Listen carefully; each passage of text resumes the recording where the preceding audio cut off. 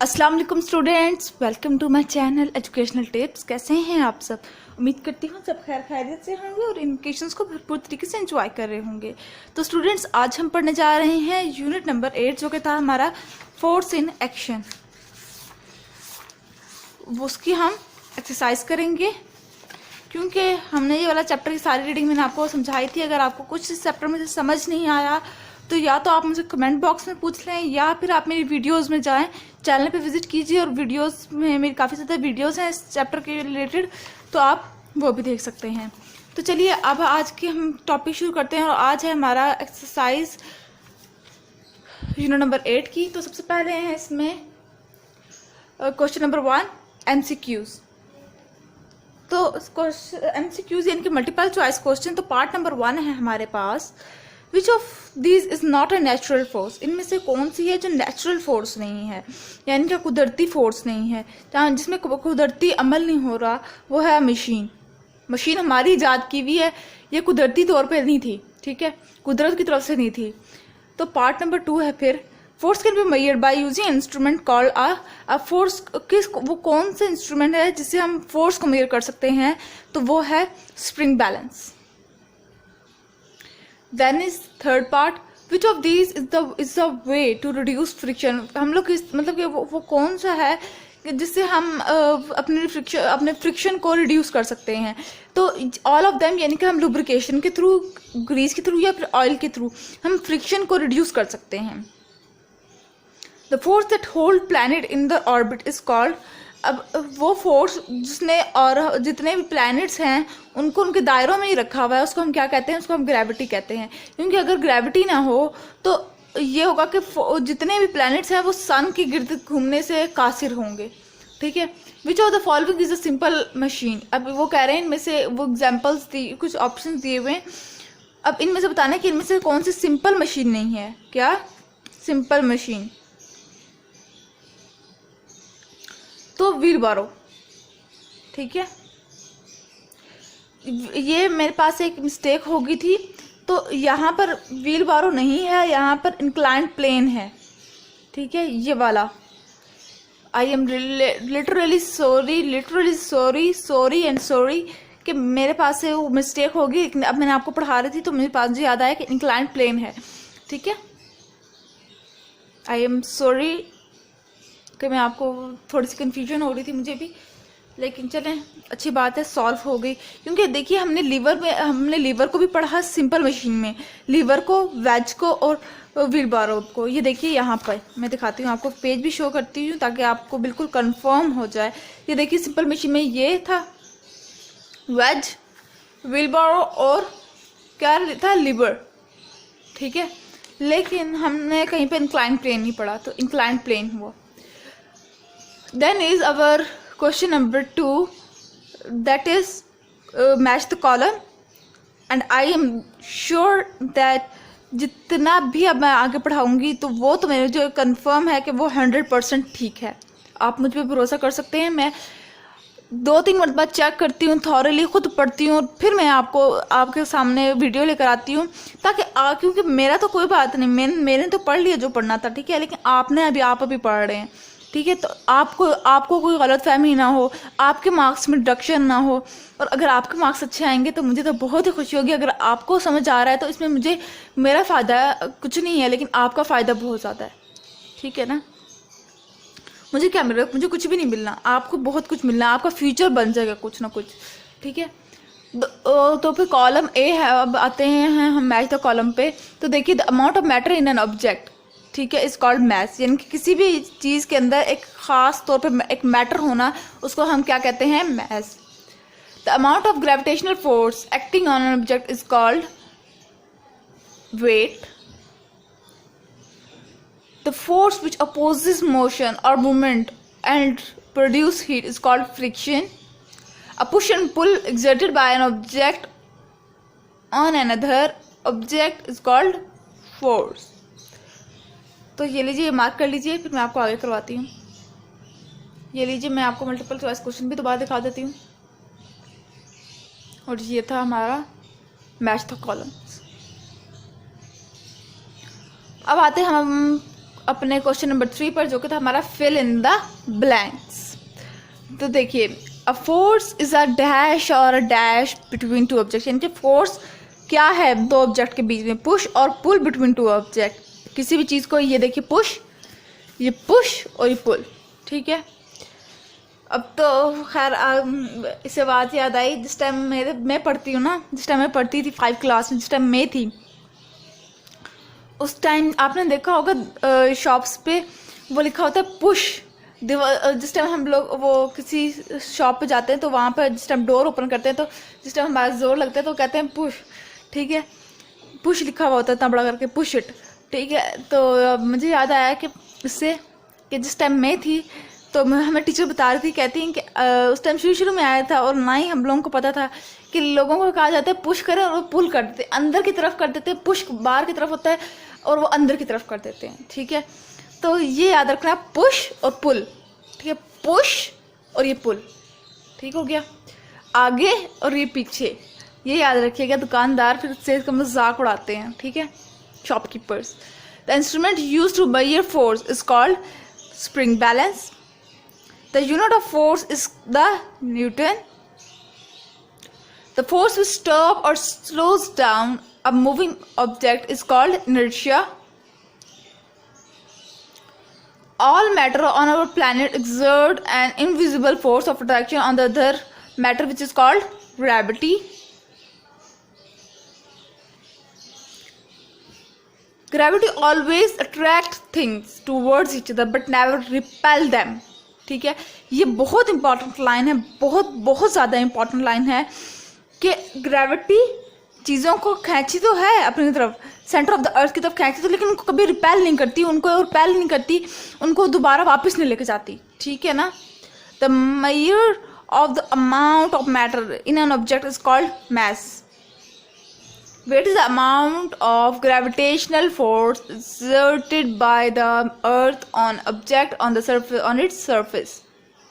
Then is, अच्छा, ये वाला भी लाइन बहुत इंपॉर्टेंट है, और ये मैं अब तक जब अभी भी मैं स्टडी कर रही हूँ ना, तो अब भी मैं इनका नाम पढ़ती हूँ, अब भी मैं इनके बारे में बहुत ज़्यादा पढ़ रही हूँ।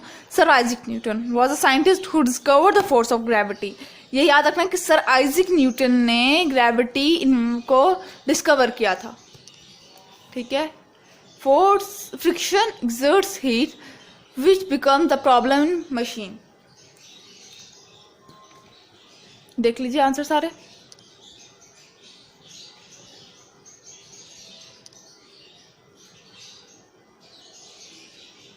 Then is our true and false. Frictional force stop और स्लोज डाउन मूविंग ऑब्जेक्ट, यानी कि फ्रिक्शनल फोर्स किसी भी चीज़ को रोकती है, स्टॉप करती है, स्लोज डाउन कर देती है, जी true. The unit of force is kilogram, नहीं किलोग्राम नहीं है, न्यूटन है, तो इस वजह से फॉल्स है। The unit of weight is the called the newton, true, जो इसमें यूनिट ऑफ वेट है वो न्यूटन है। Mass is the distance of an object from the earth, false, नहीं।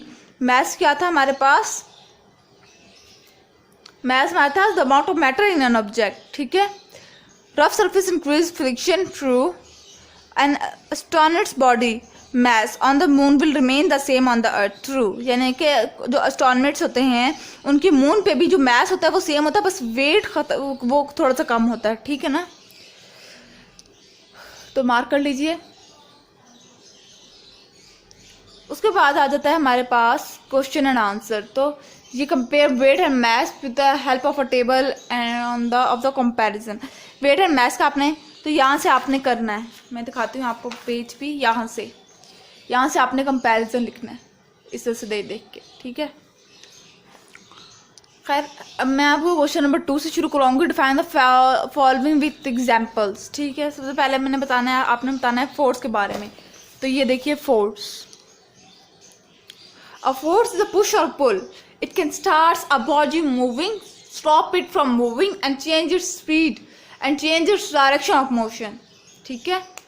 फिर आगे unit of force, the unit of force is a newton, और फिर एक एग्जाम्पल साथ दी क्योंकि डिफाइन कहा था ना उन्होंने, ठीक है।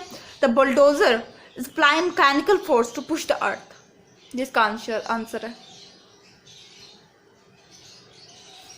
देन इज ग्रेविटी, ग्रेविटी को डिफाइन करना है, तो अब ग्रेविटी को करती हूँ मैं डिफाइन। ये है ग्रेविटी।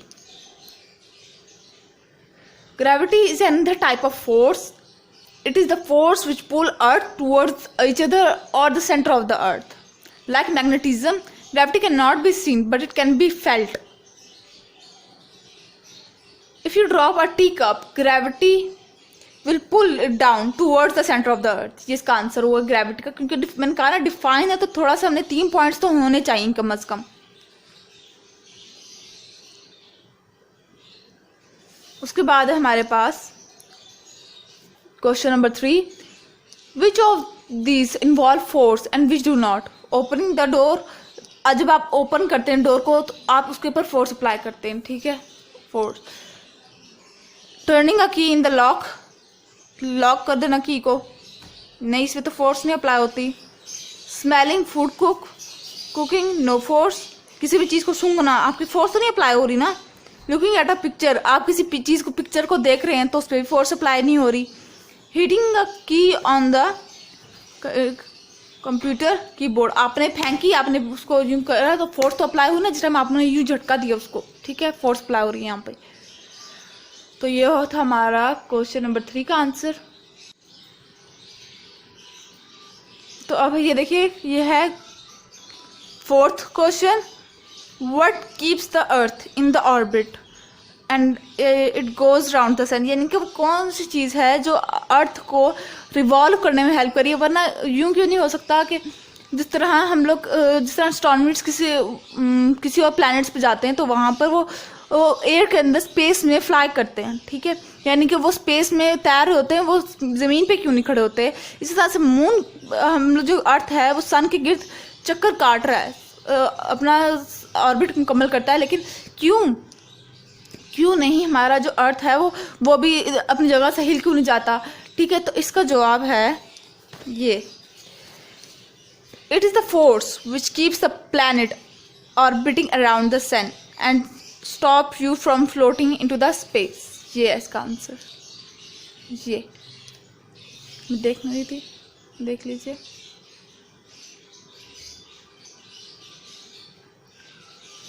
आप देखिए, फिर है question number 5, explain why the weight of a person और object decreases on to the moon. यानी कि जब एस्ट्रोनॉमर्स जो होते हैं वो मून पे जाते हैं तो उनका क्यों वेट कम हो जाता है, मैस क्यों नहीं कम होता, ठीक है, मैस वही का वही रहता है जबकि वेट कम हो जाता है उनका, ठीक है। इसका आंसर आपको ये होगा,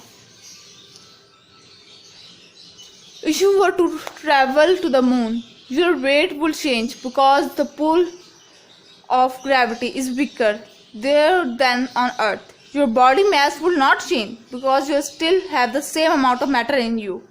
यानी कि आपके अंदर गोश्त तो उतना होगा उतना ही है, मून पे जाके गोश्त तो कम नहीं होगा ना आपका, बल्कि वेट इस वजह से कम होगा क्योंकि तो ग्रेविटी कम है,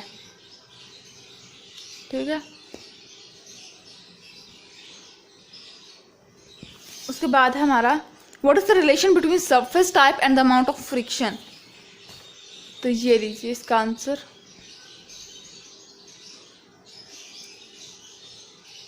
ये है friction occur because no surface is perfectly smooth. Rough surfaces have more friction between them. Higher objects also have more friction because they press together with greater force. Friction produces heat because it causes the molecule on rubbing surface to move faster and have more energy.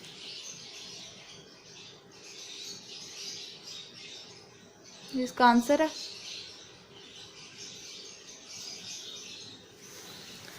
उसके बाद है state any two situation where friction is helpful, और फिर बताना साथ साथ state any two situation where friction can be a problem, how can this problem be solved। तो इसका आंसर ये है,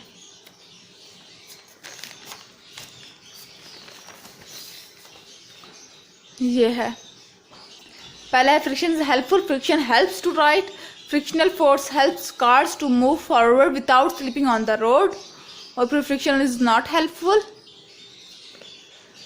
anything that you would like to slide easily will work better without friction. Rough surface have more friction than plain and smooth surface since it creates heat. Friction then becomes a problem when working with machine.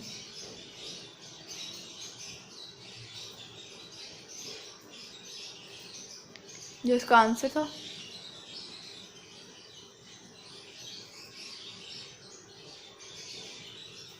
अब आगे चलते हैं हम। ये देखिए, how would life be different if there was no friction at all. List 3 things which you would be difficult to do and 3 things you will become easier. तो इसका answer है ये, friction stop things from sliding apart.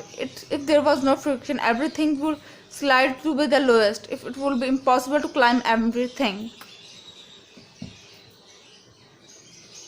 जिसका answer हो जाएगा।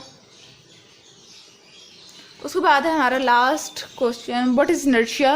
Give some example of inertia that we can see in everyday life. तो ये इसकी एग्जांपल्स हैं और इसका डेफिनेशन साथ है। द फोर्स विच स्टॉप और slows down moving object is called inertia. When you are traveling in a vehicle, you are moving forward with it. When it stops suddenly, your body jerks forward until it is stopped by your seat belt or any other object. तो इसका ये answer हो गया।